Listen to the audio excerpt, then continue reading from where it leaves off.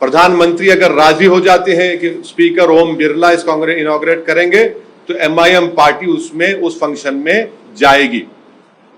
अगर प्रधानमंत्री वाली बात को नहीं जाएगी तो हमारा मानना यह है कि प्रधानमंत्री एग्जीक्यूटिव के तौर पर वो theory of separation of powers को कमजोर करना चाहते हैं, वो लेजिस्लेचर के डोमेन में हावी होना चाहते हैं और ये हमारे बेसिक कॉन्स्टिट्यूशन के संविधान के बेसिक स्ट्रक्चर का हिस्सा है। ये संविधान के लिए भी ठीक नहीं है, ये theory of separation of powers के लिए ठीक नहीं है, ये इंडिपेंडेंस ऑफ लेजिस्लेचर के लिए ठीक नहीं है।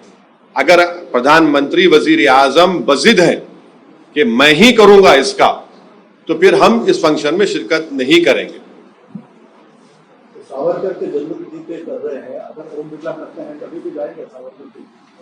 अब पहले तो आप पूछ लीजिए प्रधानमंत्री से कि वो असदुद्दीन ओवैसी की इस बात को मानेंगे या नहीं मानेंगे। जब अगर वो पब्लिकली कहेंगे कि ओम बिरला साहब स्पीकर है और वो इनॉग्रेट करेंगे, तो फिर आप आकर हमारे सामने माइक पकड़ के खड़े हो जाइए, हम आपको बता देंगे। नया पार्लियामेंट बिल्डिंग का इनॉग्रेशन हो रहा है, विपक्षी पार्टियां, कई सारी विपक्षी 19 विपक्षी पार्टियों ने आह्वान किया कि वो उनका कहना है कि इनॉग्रेशन में वो शामिल नहीं हुए क्योंकि प्रेसिडेंट इनॉग्रेट नहीं कर रही हैं। वही एक और विवाद है कि जो इनॉग्रेशन डे है वो सावरकर के जन्म शताब्दी दिवस के साथ एक साथ हो रहा है। मैंने इस बात को कहा था कि आपने एक नई लोकसभा बनाई है, इसलिए कि जो मौजूदा लोकसभा है वो अगर पार्लियामेंट में अगर किसी बिल पर डिबेट हो रही है या प्रेसिडेंट मोशन पर डिबेट होती है, नो कॉन्फिडेंस होता है, तो बिल्कुल ऐसा लगता है कि आप माने एक चौको ब्लॉक यानी बहुत ही इनकन्वीनियंस हुआ था उसमें, और उसमें सहूलतें भी नहीं। तो खैर प्रधानमंत्री ने जो अपना जवाब दिया वो बड़े नाराज हुए मेरे उस बोलने पर कि ओवैसी ने वन नेशन इलेक्शन के खिलाफ उसने कहा, और उन्होंने मिसालें दी। उड़ीसा में पटनायक साहब जीते विधानसभा, हम लोकसभा जीते, जगन दोनों जीत गए। फिर बाद में प्रधानमंत्री ने कहा कि हाँ हम सोचेंगे, वो रिकॉर्ड वो मिनट्स होंगे लोकसभा में गवर्नमेंट के पास, वो आप देख सकते हैं अगर वो दिए तो। उन्होंने कहा कि हाँ मैं देखता हूँ कि नई पार्लियामेंट बनाना नहीं बनाना। तो पहली पॉइंट तो ये है कि नई पार्लियामेंट की ज़रूरत है, इससे कोई इनकार नहीं कर सकता। दूसरा ये कि जब मीरा कुमारी साहिबा लोकसभा की स्पीकर थी तो उन्होंने एक प्रपोजल मूव किया था कि नई लोकसभा बनना चाहिए। उसके बाद उन पर यूपीए में कुछ कॉन्फ्लिक्ट हुआ, वो प्रपोजल ड्रॉप हो गया।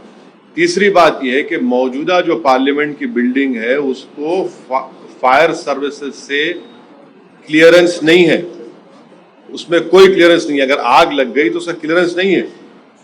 आप लोग मीडिया के लोग तो सिर्फ सेंट्रल हॉल में कभी आते थे, वो भी मोदी साहब ने सेंट्रल हॉल में आपका आना भी बंद कर दिया। मगर अगर आप ऊपर जाएंगे तो मुझे अच्छी तरह याद है कि 2012 या 13 में लेट मुलायम सिंह यादव साहब जब अपनी पार्टी के ऑफिस में खाना खा रहे थे तो एक बिल्डिंग का एक हिस्सा उनके आके उनके टेबल बाजू गिरा। तो ये नई लोकसभा की जरूरत है, इसमें कोई डिनाई नहीं कर सकता।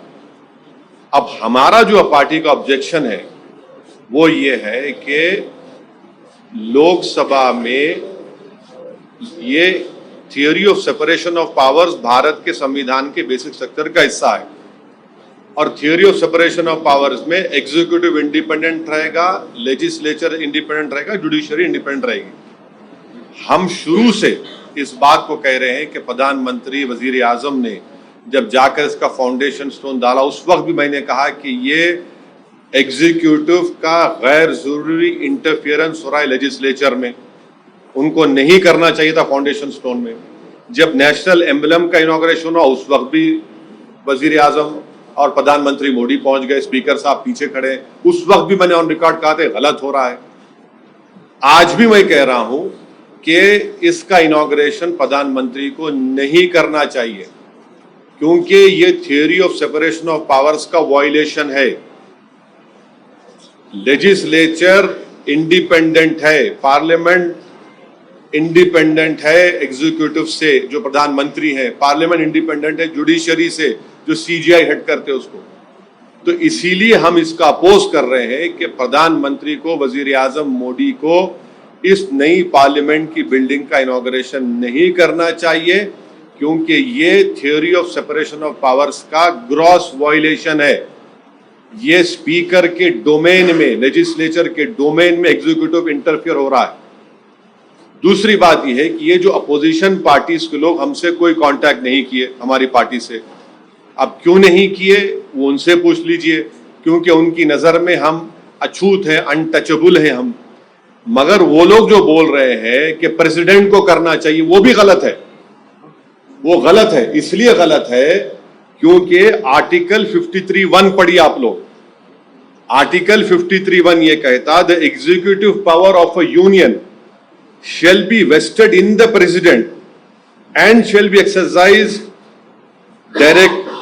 directly or through officers subordinate to him in accordance with this constitution.